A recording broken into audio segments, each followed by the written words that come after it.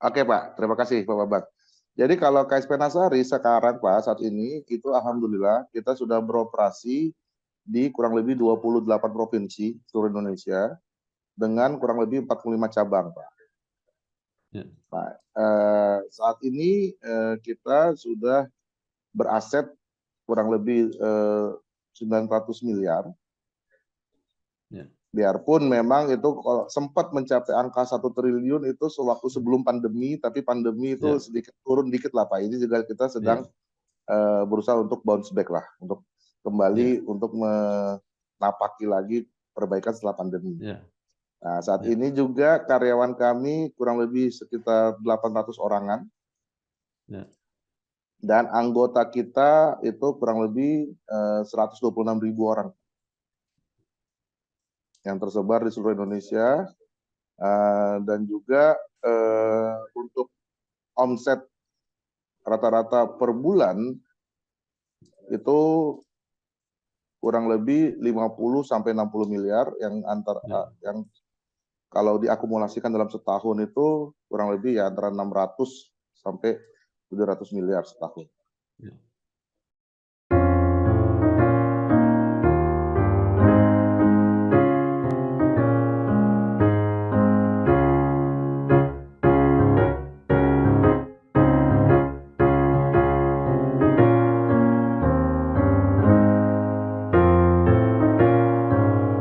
Bersama saya Bambang Sadiono di kanal Inspirasi untuk Bangsa. Mudah-mudahan kanal ini selalu bisa memberi inspirasi, motivasi, dan edukasi.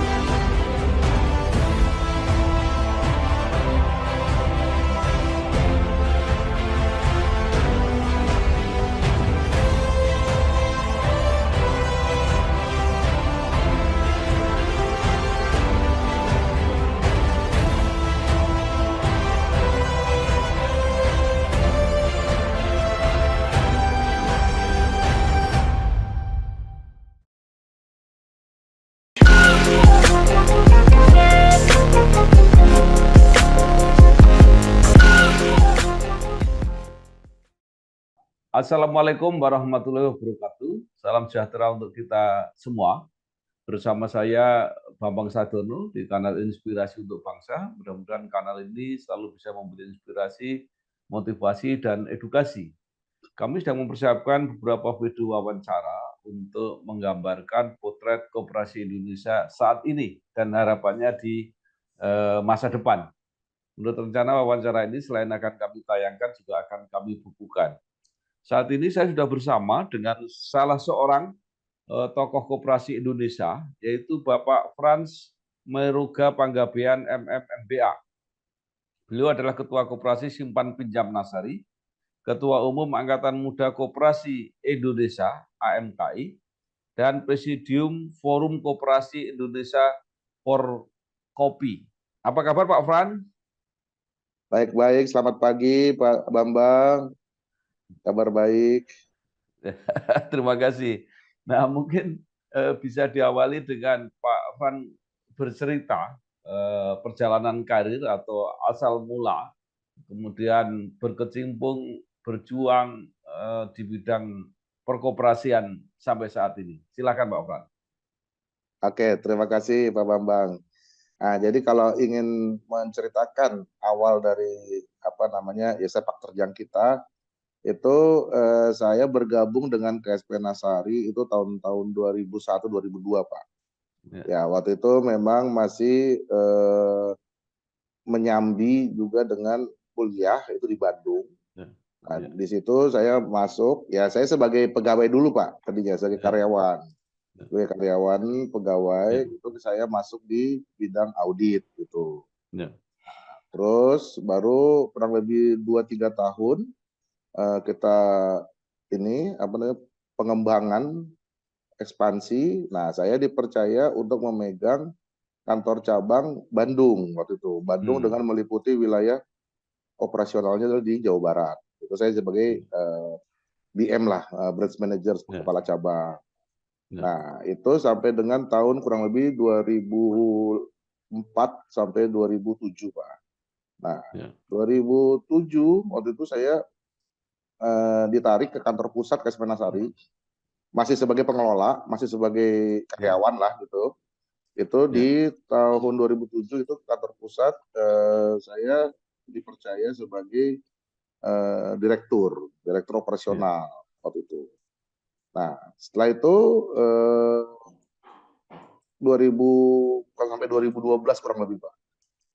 Nah, setelah itu baru mungkin disitulah kita juga sudah dikenal oleh para anggota dalam rapat anggota tahunan di tahun 2012 itu saya masuk ke jajaran pengurus, Pak.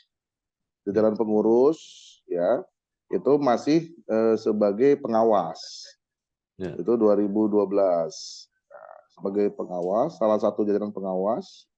Nah, terus waktu tahun-tahun 2015-16 kalau nggak salah, itu saya sebagai ketua pengawas. Masuk ke jajaran pengurus. Baru di tahun 2017, 18 kalau nggak salah, Pak, itu masuk sebagai wakil ketua. Itu masuk ke pengurus.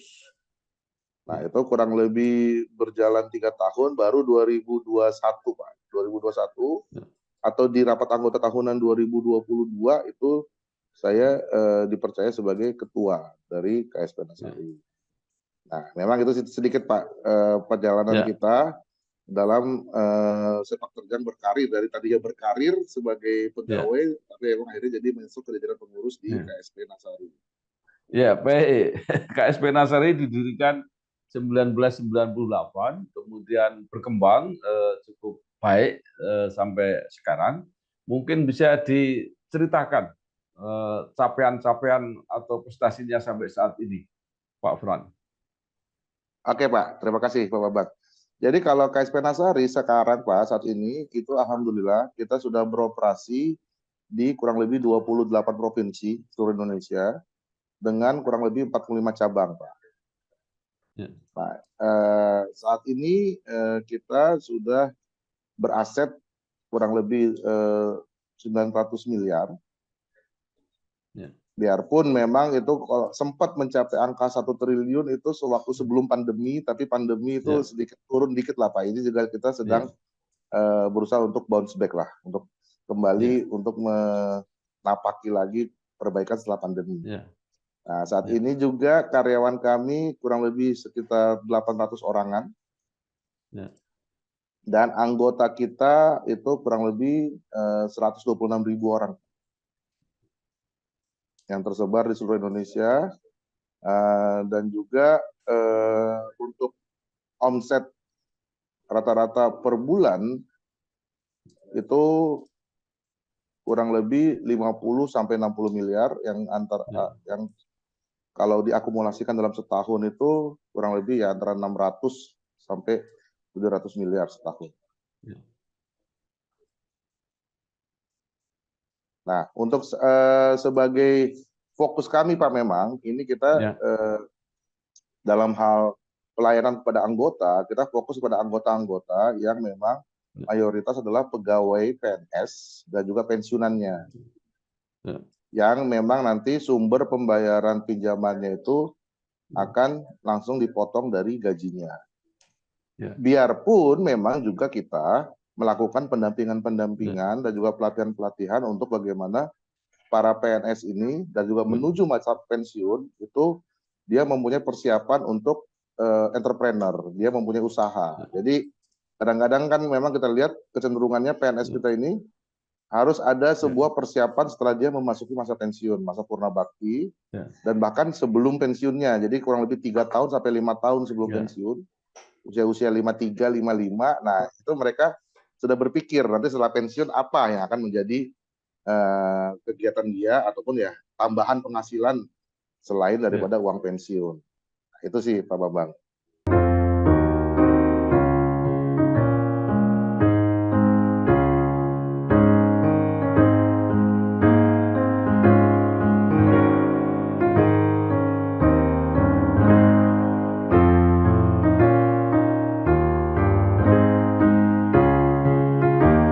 Ya, jadi fokusnya simpan pinjam untuk PNS atau pensiunan. Tapi kalau tidak salah kok punya apa ya, unit yang melayani sekolah-sekolah BOS dan sebagainya itu.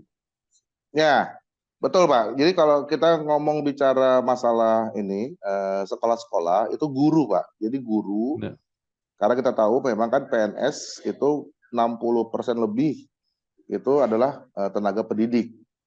Nah, jadi tadi Pak kembali Pak, umumnya guru-guru dia udah Ya. lebih senior, umur-umur 50, 53, 55, Ya. untuk dia persiapan pensiun. Nah, biarpun memang juga ada kalanya, kalaupun sekolahnya juga ada punya kebutuhan mendesak, itu bisa kita kasih pinjaman dengan sumber pembayaran dari dana bosnya. Kita tahu kan semua sekolah punya dana bos, jadi kita bisa memberikan talangan lah Pak. Karena memang kan pemerintah kadang-kadang pembayaran dana bos ini kan pencairannya bertahap dan juga ya sering terlambat lah gitu kan. Nah, jadi kita kasih talangan, tapi ada sebuah mekanisme yang kita sumber pembayarannya dari dana bos itu, Pak Bang. Iya, baik.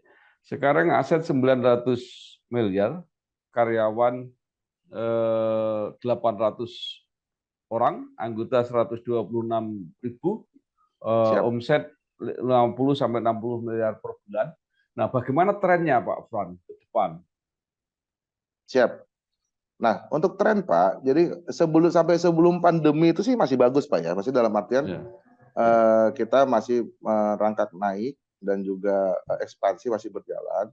Tapi memang sewaktu pandemi dan ini juga masih masa untuk kita recovery, itu ya, tahun 2020 belum kerasa sih Pak. 2021 baru ya, kerasa, 2022 itu paling parahnya.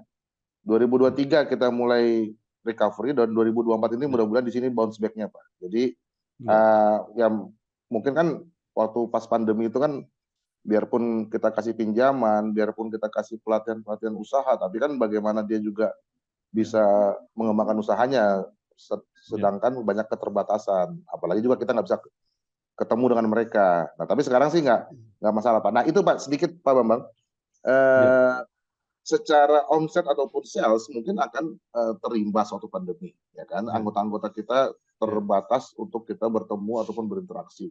Tapi mungkin alhamdulillah Pak, secara ya, pengendalian kualitas kredit itu cukup ya, terkendali karena sumber pembayarannya jelas. Nah, itu Pak, ya, ya, dari ya, gaji PNS ataupun hmm, dari gaji ya, pensiunannya. Jadi mungkin itu yang ya, sedikit kita syukuri. ya, Teman-teman kami KSP lain ya, itu dua-duanya penjualan ya, juga terimbas, kualitas kredit juga ya, banyak NPL. Kalau kita alhamdulillah ya baru hanya satu sisi gitu Pak. Paling banter ya, salesnya aja, penjualannya saja gitu.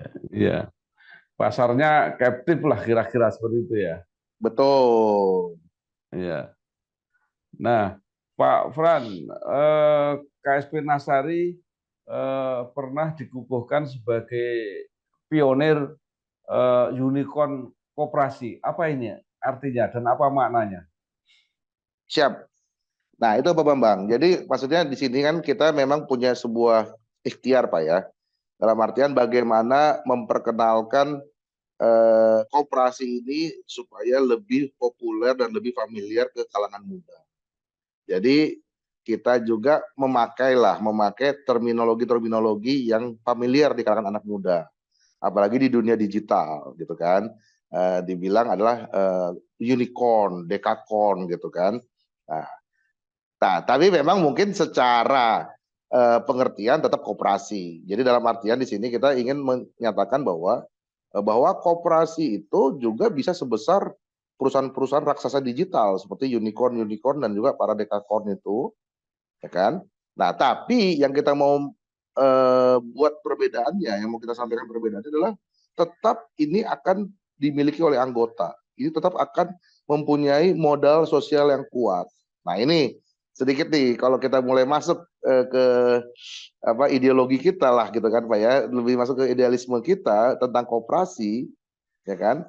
Eh, Gimana caranya kita membuat modern, membuat digital dan teknologi ini sebagai hal penting, tapi kalau nanti akhirnya juga berimbas semuanya itu akan adu modal, alias adu kekuatan modal. Itu yang terjadi di perusahaan-perusahaan digital raksasa sekarang. Nah, menurut kami di sini kenapa tidak, ya lebih baik adalah teknologi dan digital ini adalah sebagai enhancement, sebagai pelengkap dan juga sebagai pendorong maju bagi koperasi, karena koperasi di awalnya itu sudah punya modal sosial yang kuat karena dari anggota untuk anggota dan oleh anggota.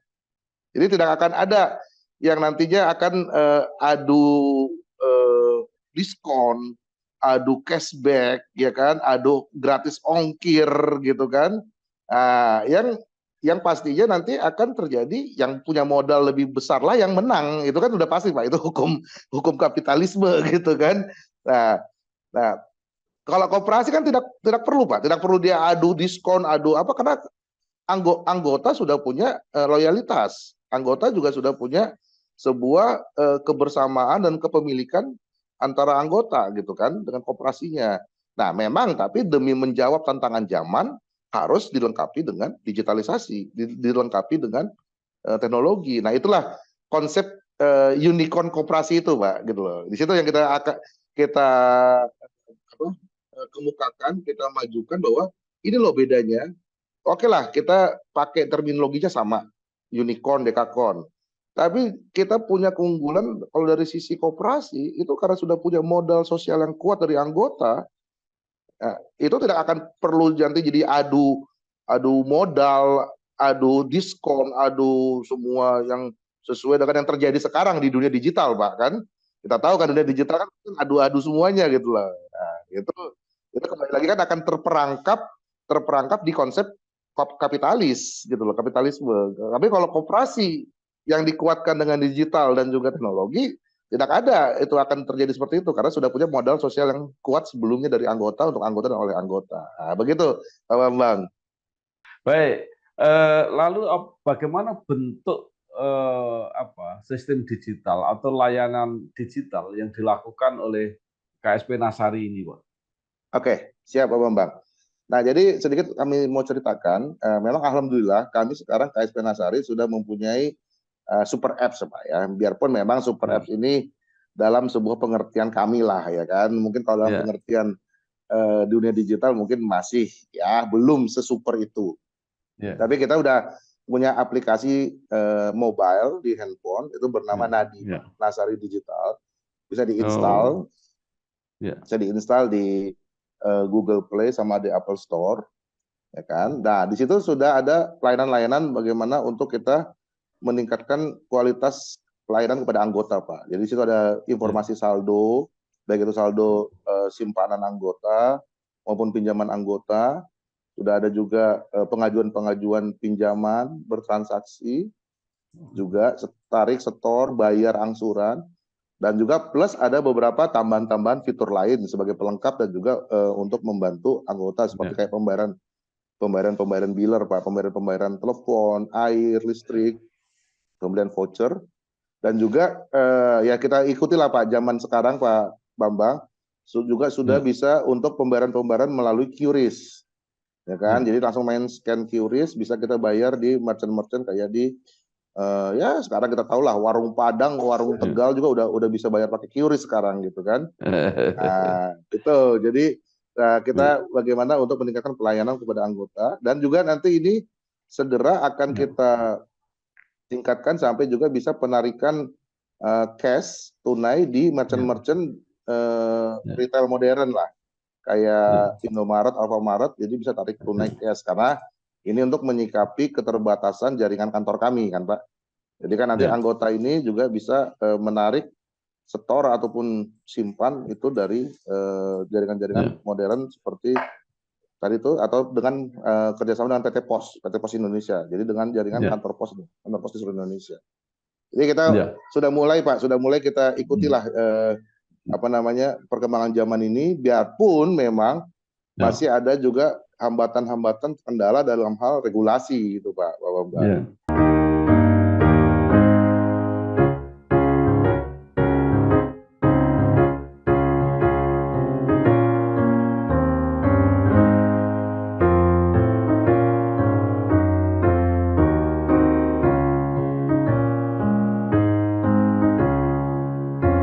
Nah, seberapa jauh pengaruhnya sistem digital ini terhadap peningkatan atau kemajuan KSP Nasari kalau dilihat dari penambahan nasabah dan sebagainya. Siapa?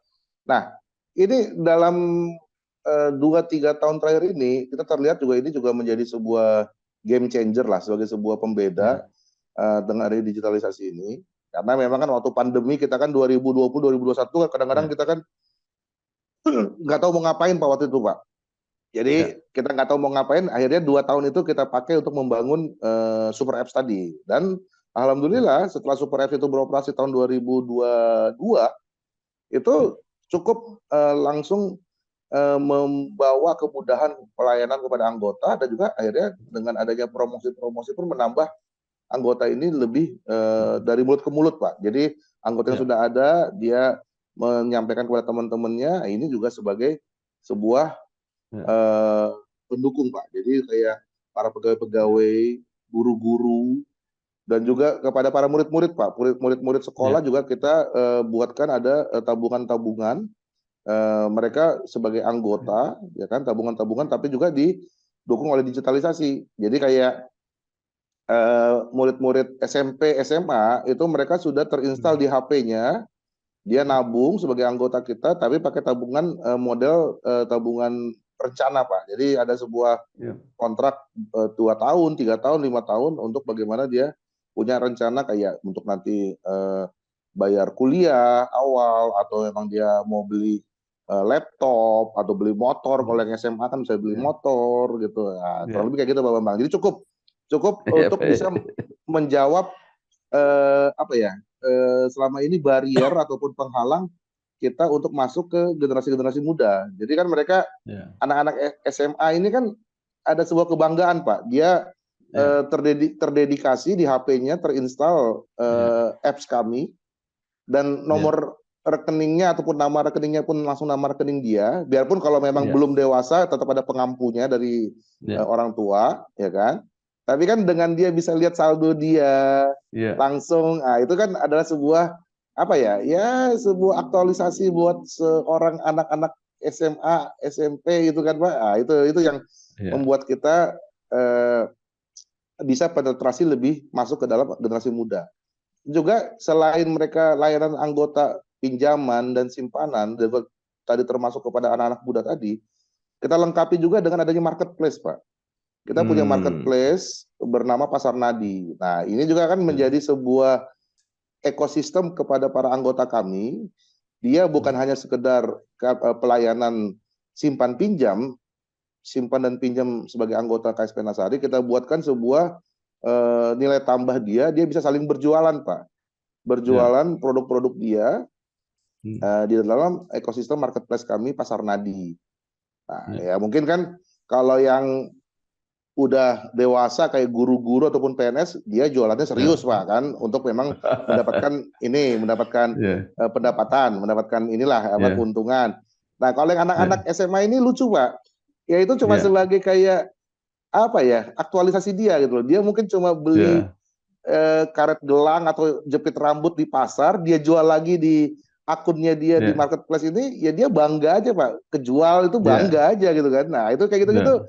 Itu akhirnya kita bisa masuk lebih dalam penetrasi untuk pengenalan koperasi lebih jauh.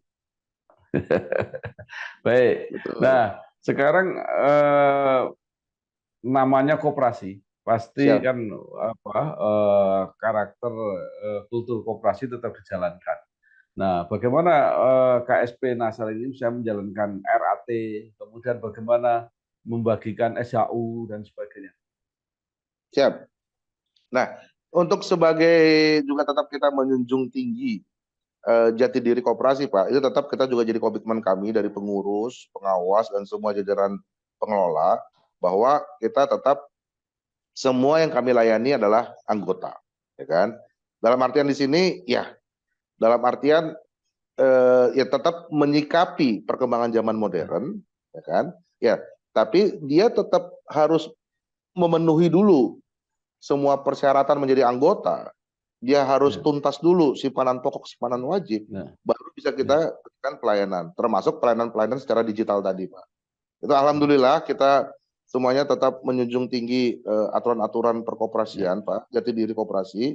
Ya biarpun tetap akan ada juga strategi-strategi bagaimana menyikapi perkembangan zaman. Jadi intinya gini Pak Bambang, apa ya sedikit nih ya, sedikit saya udah mulai ada kritis ya kan.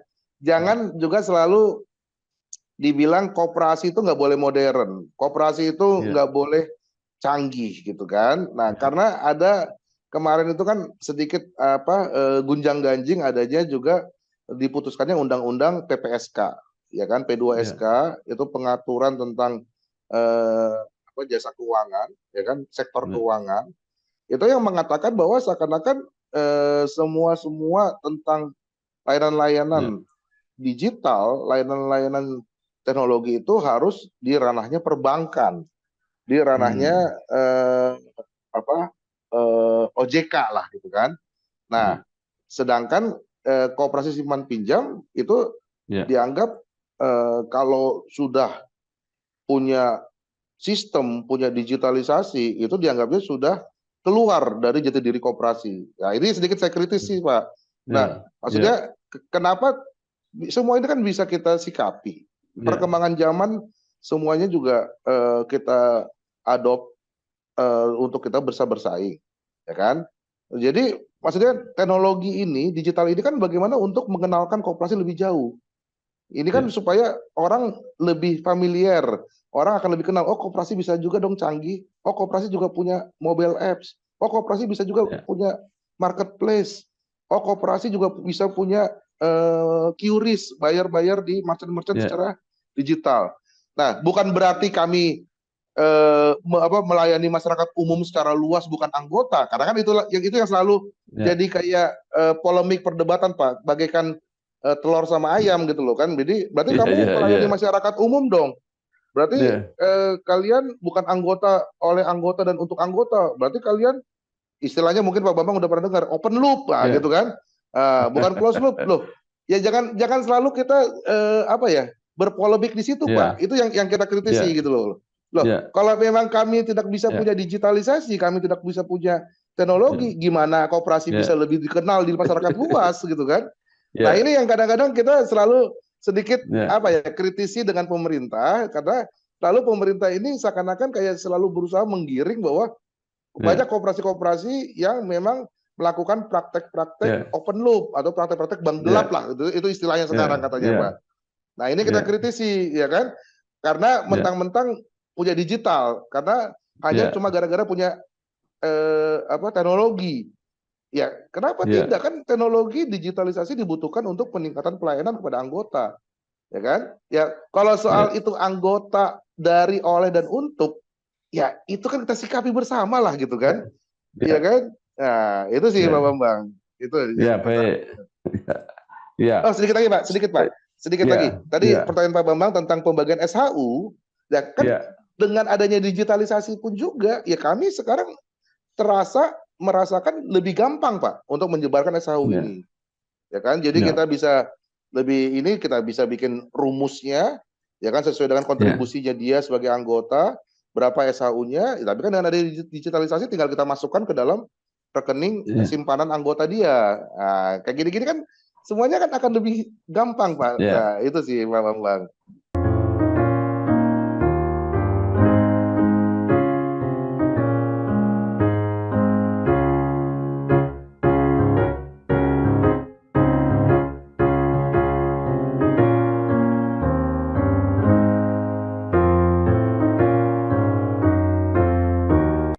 Iya, baik. Koperasi adalah model kepemilikannya, tapi bisnisnya kan bisa saja menyelenggarakan apa saja kan gitu. Betul. Nah, ya sekarang Pak Fran ini kan bukan hanya mengelola koperasi ya dengan profesional, tapi kan juga seorang pejuang koperasi, memimpin Angkatan Muda Koperasi Indonesia, menjadi pengurus atau bagian dari forum koperasi. Nah, pertanyaan saya, menurut Pak Fran, ini koperasi Indonesia saat ini sampai di mana ini perjalanannya ini? maju, mundur, stagnan, atau seperti apa? Siap, siap Pak Bambang. Jadi gini Pak ya, sedikit ya, namanya ya Ya, saya mungkin darah muda ini masih suka bergejolak. ya, Kalau menurut saya ya, Pak, malah bukan ya. mundur, maju atau gimana Pak. Menurut saya dikerdilkan Pak. Malah justru Oh, mau dikecilkan dengan ya, praktek-praktek tadi. Jadi ya, ya bukannya kita membandingkan. Dalam masa zaman ya, Orde Baru, partisipasi masyarakat Indonesia menjadi anggota hmm, koperasi itu sampai 20%, Pak. Ya kan? ya, Saat ini setelah zaman reformasi di atas 98 malah turun, kurang lebih 8%. ya. Ya kan? Oh, Padahal di dunia itu ya, rata-rata 20 sampai 30%. Apalagi di negara-negara ya, Eropa ya, yang katanya tempat asalnya kapitalisme, di sana malah ya, lebih koperasi daripada di Indonesia. ya, Nah, ini Pak ya, yang menjadi perjuangan kami juga di Angkatan ya, Muda Koperasi Indonesia dengan juga dengan di Forkopi, Forum Koperasi Indonesia. ya, Jadi yang ya, pertama kalau bicara Angkatan Muda Koperasi Indonesia Pak, kita lebih melihat ada dua perjuangan kami yang lebih terutama. ya, Satu itu lebih kepada bagaimana kita memasyarakatkan penetrasi koperasi kepada anak-anak muda, ya ya, kan?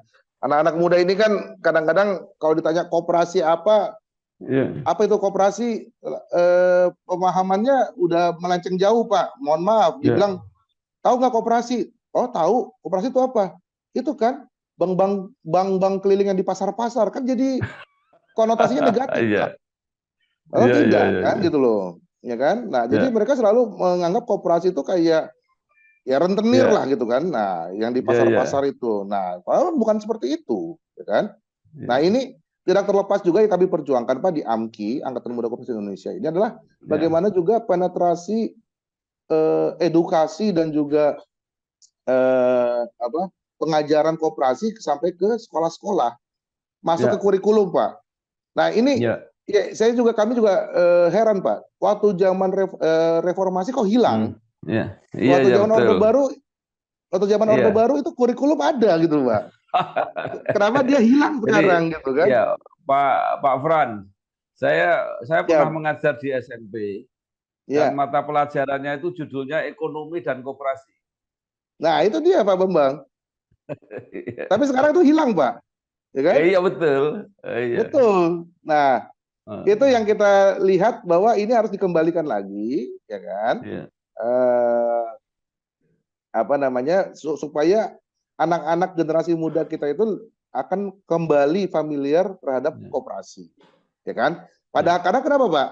Kami melihat iya, bagaimana juga apa preferensi ataupun kecenderungan anak muda sekarang iya, itu kan iya, sama dengan juga semangat dan juga ciri dari para koperasi Pak. Kami iya, melihat ada tiga Pak. Ini yang kami iya, bisa anggap sebagai cara masuk penetrasi untuk mereka lebih familiar kepada hmm, koperasi. Jadi iya, yang pertama itu adalah anak-anak muda sekarang kita itu suka ekonomi berbagi, sharing ekonomi. iya, Nah iya, kan, jadi kita tahu kan digital semuanya sharing ekonomi. Nah itu, bahkan koperasi juga jelas itu adalah menganut ekonomi berbagi. Ya kan adanya pembagian iya, SHU, adanya iya, juga kesetaraan semua segala macam itu, gitu kan Pak. Nah, yang iya, berikutnya anak-anak muda sekarang itu mereka sukanya adalah guyup alias iya, hangout lah, kumpul. iya, Nah, koperasi kan juga iya, sebenarnya adalah salah satu cirinya adalah rapat anggota tahunan, semuanya dari iya, anggota untuk iya, anggota, semuanya keputusan hmm, bersama. Nah, ini juga menjadi sebuah kesamaan ciri ataupun preferensi anak muda. Yang ketiga iya, juga adalah egaliter, Pak, kesetaraan itu, iya, ya kan? Kan kalau di koperasi kan tidak ada shareholder ataupun bos iya, ataupun ini apa namanya anak buah, adanya kan memang semuanya iya, setara. Di koperasi bukan one share one vote, tapi one man one vote. Nah, ini kesetaraan iya, kesetaraan egaliter ini yang kita jadikan semuanya ini jalan masuk kita untuk mensosialisasikan kembali, memasarkan kembali iya, koperasi ke anak muda, disertai juga dengan gaya-gaya masa kini, yaitu digital, iya, teknologi. Ya, itu Pak. iya, iya, Nah, tapi iya, memang baru berikutnya itu tadi AMKI Pak ya. Berikutnya di Forkopi kita lebih berjuangnya lebih bagaimana memasukkan regulasinya. Nah, termasuk regulasi tentang kurikulum tadi, Pak. Itu menjadi perjuangan kami dengan adanya rancangan undang-undang perkoperasian yang baru mengganti Undang-Undang Nomor 25 tahun 92. Nah, itu kita masukkan harusnya. Kita udah beberapa kali kumpul, kita udah beberapa kali diskusi.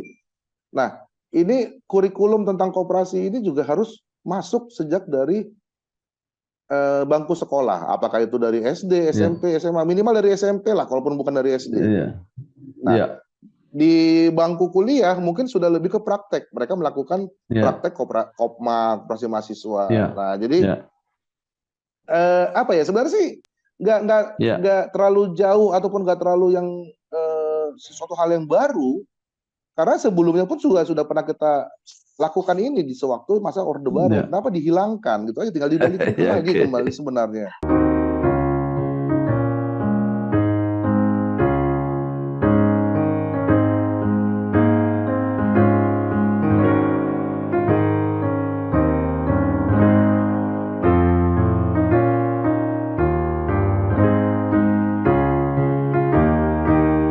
Iya, baik. Nah, peran koperasi dalam perekonomian Indonesia tinggal 8% atau market share lah kira-kira itu 8%. Nah, kalau menurut Pak Fran, koperasi yang sudah terlanjur mati atau mungkin mati suri atau mungkin mati segan hidup tak mau atau pokoknya tidak aktif, itu harus diapakan? Apakah bisa dibangkitkan kembali atau sudah yang sudah hilang ya sudah gitu? Seperti apa kalau menurut Pak? Oke, siap. Nah, kalau menurut saya Pak, jadi memang mungkin itu bisa dulu diidentifikasi dulu lah ya Pak ya. Kalaupun yang memang sudah benar-benar tidak lagi punya sebuah dasar yang kuat, anggota ataupun kesamaan tujuannya sih mungkin ya nggak apa-apa Pak, dihilangkan saja. Tapi kalau memang mereka ya masih berjalan tapi tidak maju, nah ini yang kita harus turun tangan untuk membantu mereka, ya kan? Baik itu kami sesama gerakan koperasi maupun dari pemerintah, kan?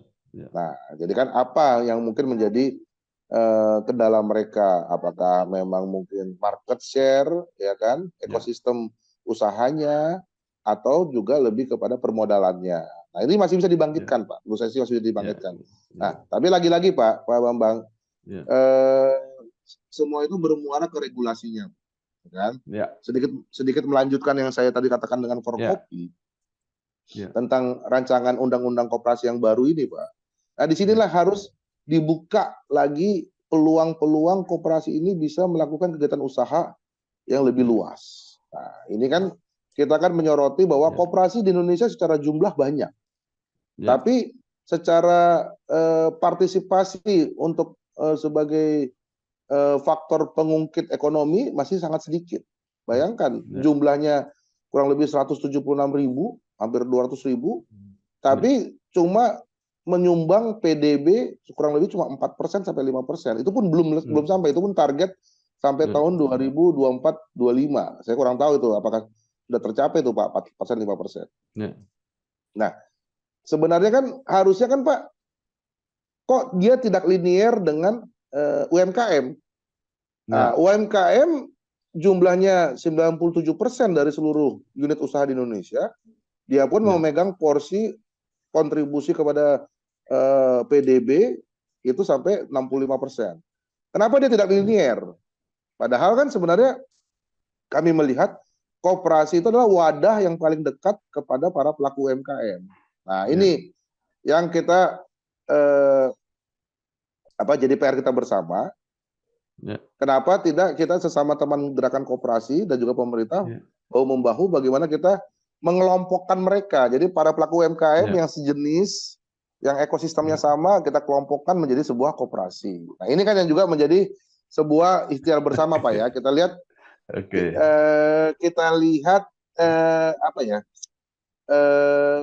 pemerintah sudah melakukan itu, sedang berusaha melakukan itu, tapi ada sedikit kontraproduktifnya dengan adanya pengaturan-pengaturan yang lebih membatasi koperasi simpan pinjam.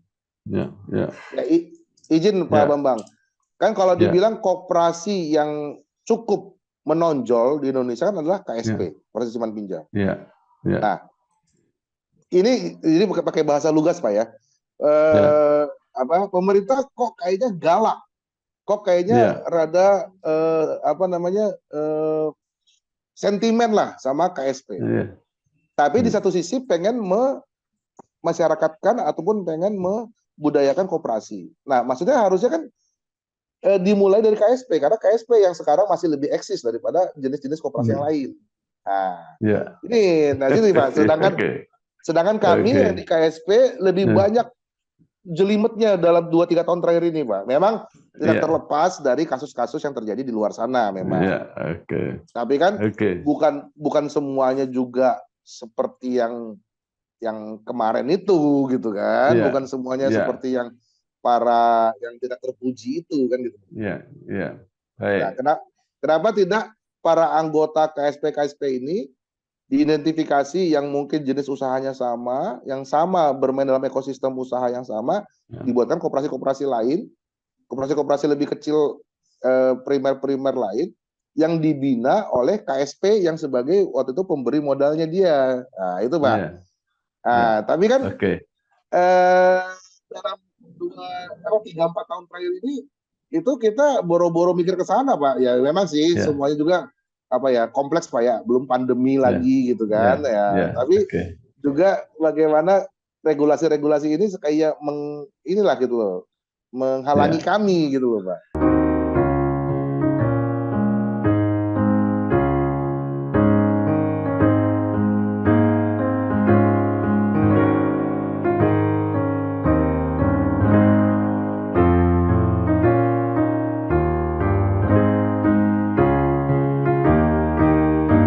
Oke, Pak Fran. Terakhir ya Pak Fran. Apa yang secara konkret diinginkan gerakan koperasi khususnya KSP dari kebijakan pemerintah? Siap. Oke.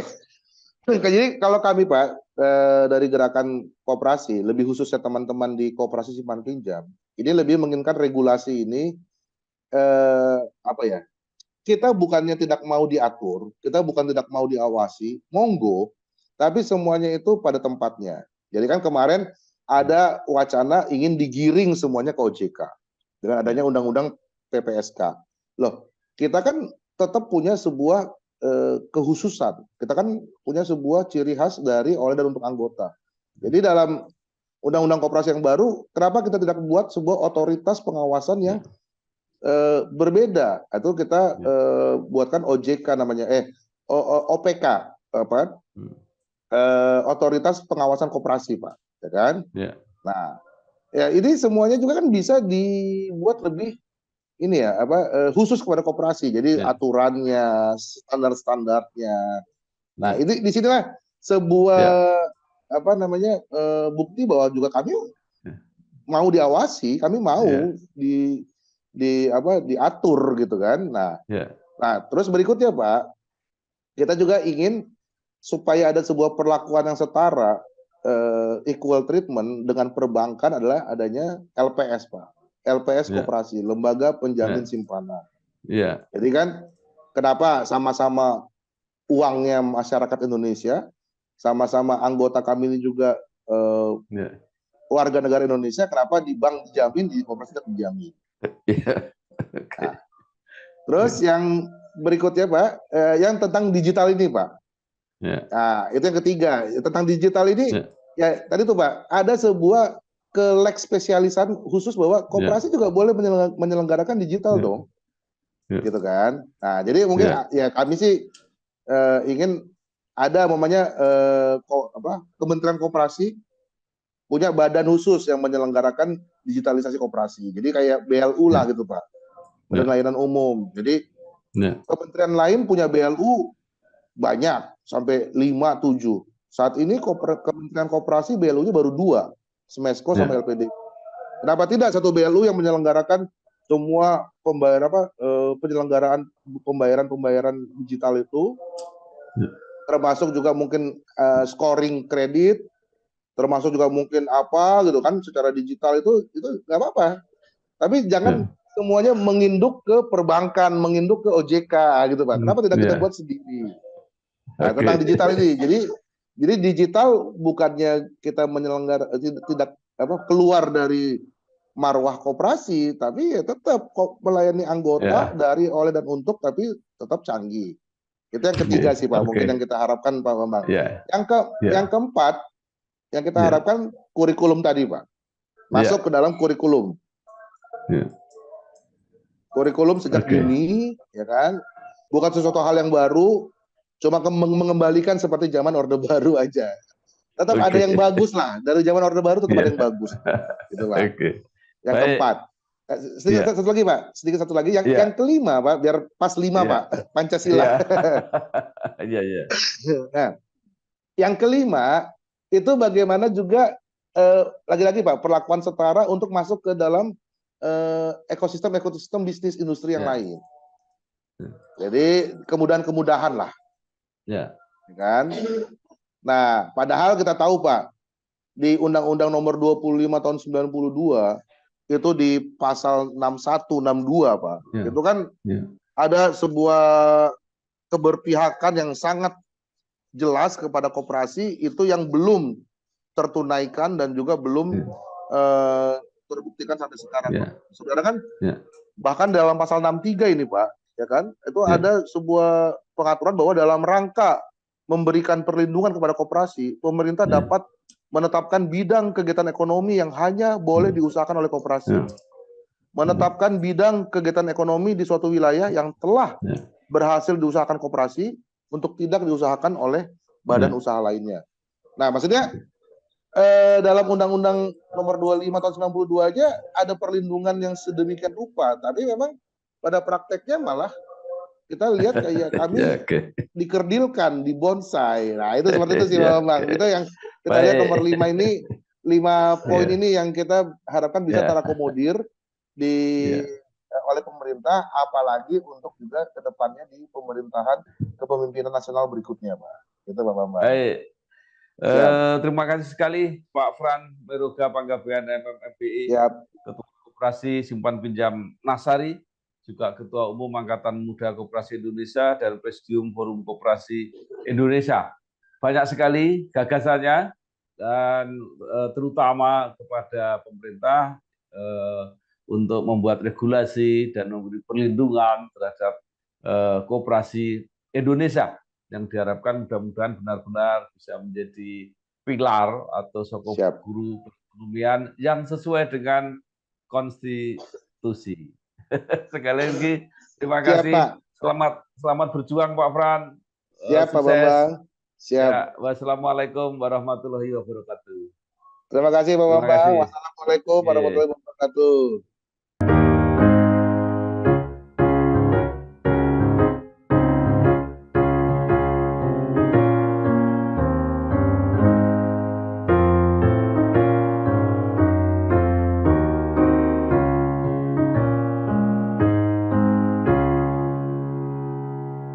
Bersama saya Bambang Sadiono di kanal Inspirasi untuk Bangsa. Mudah-mudahan kanal ini selalu bisa memberi inspirasi, motivasi, dan edukasi